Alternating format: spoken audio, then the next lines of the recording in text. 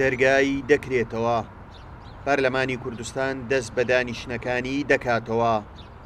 ئێرە هەولێرە پێشووتر ئەو خەڵکەی کە دەنجیدا بە پەرلەمانتاران و ناردنیان بۆ پەرلەمان چاوەڕوانی زۆریان لێدەکردن، بەڵام ئێستا لێیان تووڕەن.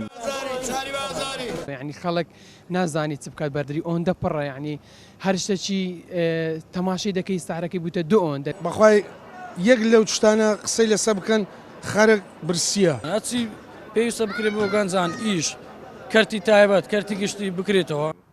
پارتی زۆرترین کورسی پەرلەمانی هەیە، ئەم جارش دەیەوێت هەر بۆ حکوومەت کار بکات.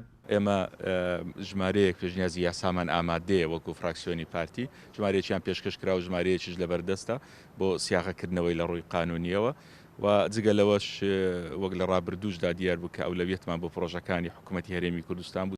یەکێتی جیاوازتر ئەم جارە هەوڵ دەدات لە پەرلەمان بە یاسای بودجا جیاوازی لە نێوانی خزمەتکردنی شارەکان نەهێڵێت. بەڕاستی فەرقێکی زۆر هەبووە لە نێوان پارێزگاکان، بەڵام ئەگەر هات و بودجە هاتە پەرلەمانەوە ئەو کاتە پەرلەمانتاران کار ئاسانی بەهشتریان بۆ ئەکرێ بۆ ئەوەی کە حکوومەت بە هەوەسی خۆی نەیەت بڵێ ئەم مانگە موچە بە لە سا 18 لێبڕینەوە دەم مانگێکی کە بڵێ بە لە سا 21.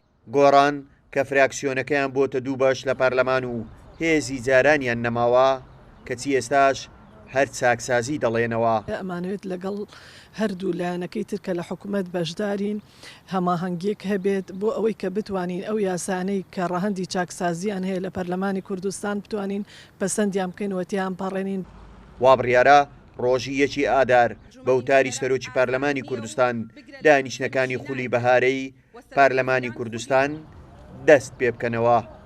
هاوکار عەبدوڕەحمان، کورسات نیوز، هەولێر.